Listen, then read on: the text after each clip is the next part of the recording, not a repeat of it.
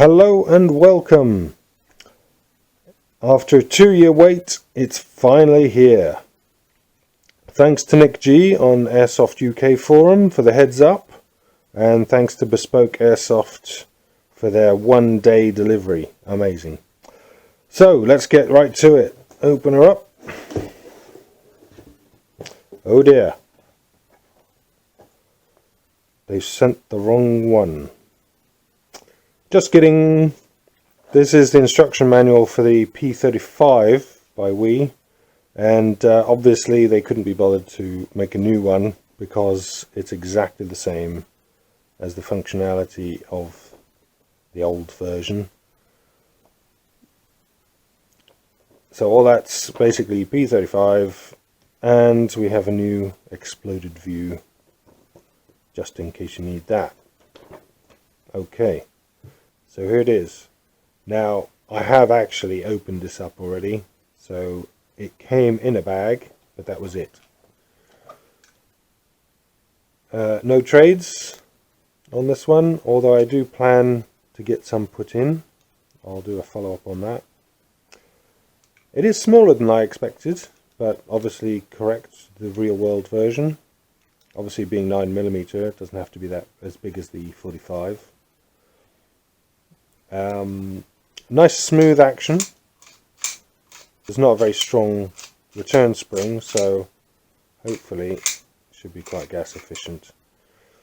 Now I have actually modified this one already because, as some of you may know, the original, the real version, and this one normally have a magazine safety where you can't decock it unless you have the magazine in.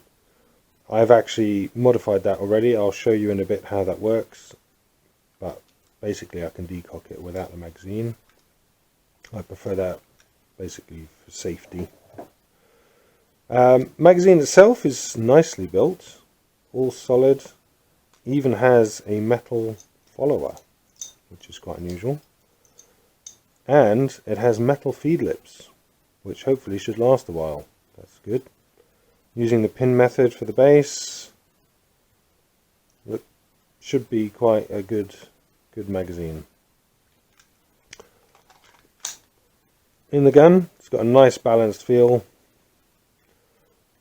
You have your decock, you have your safety here, which can only be engaged when the hammer is back. Let's take this out for safety. You have your slide catch, and the safety can also be used as a side catch, but obviously is for taking down the pistol, which we shall do now.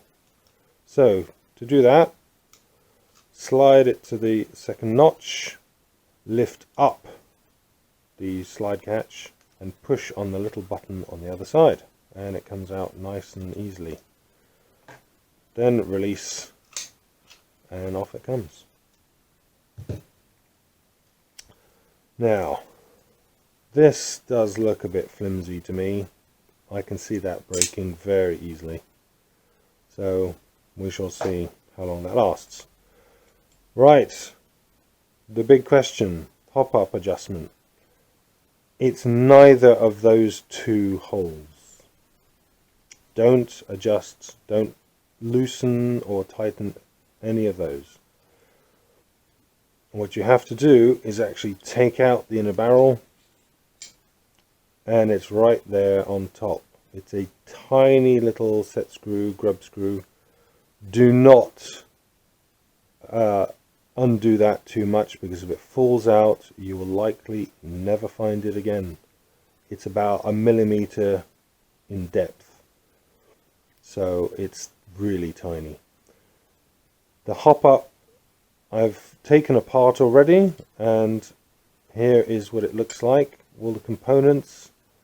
As you can see, it is quite different to most hop-ups. I've not seen one of these before, apart from the P35. It's very basic, and I don't believe there are any third-party options if you want to upgrade, unfortunately, or even get spares, I'm not sure. Mine was not shooting very well straight away out of the box, so I had to do some adjustments. If you want more details on those, I can do another video.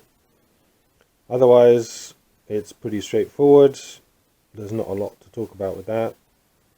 Again, don't lose that grub screw. Now, the outer barrel I can't get out. I believe you may have to take out the nozzle unit because it just doesn't clear.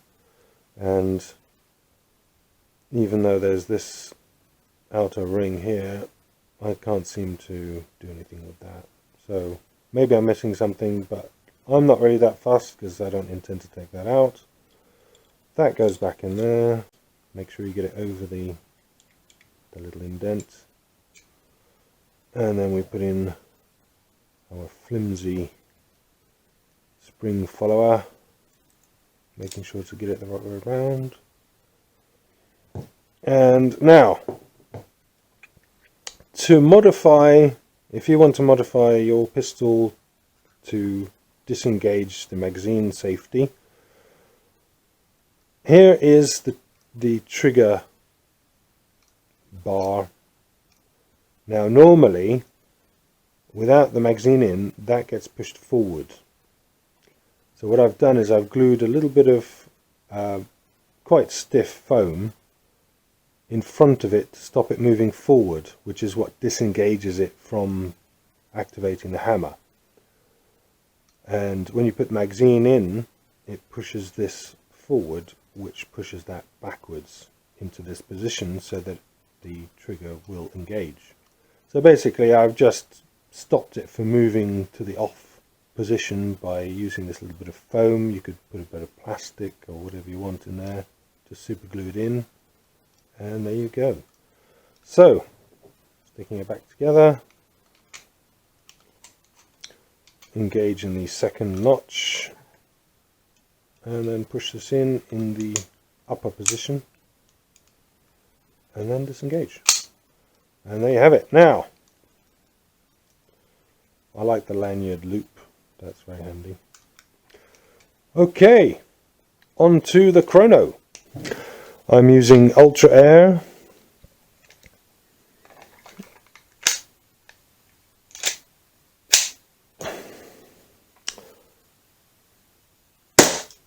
Shot 1, 314. 315, 315. I don't know if that registered. 315 and 304. Not too bad.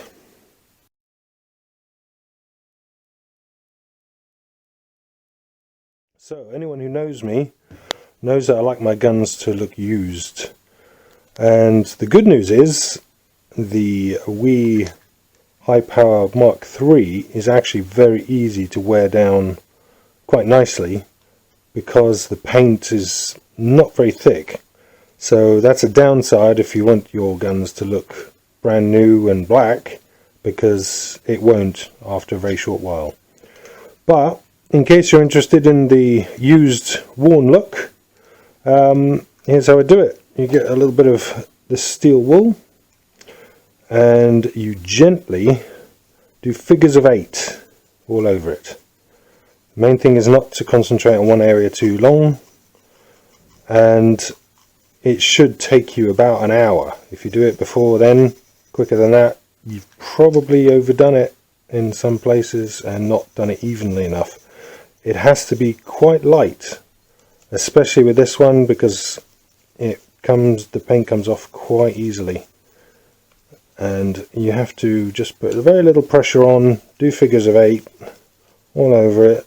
I like to concentrate on the catches a bit of the grip area, the top, nice and even all over, and you'll end up with something like that.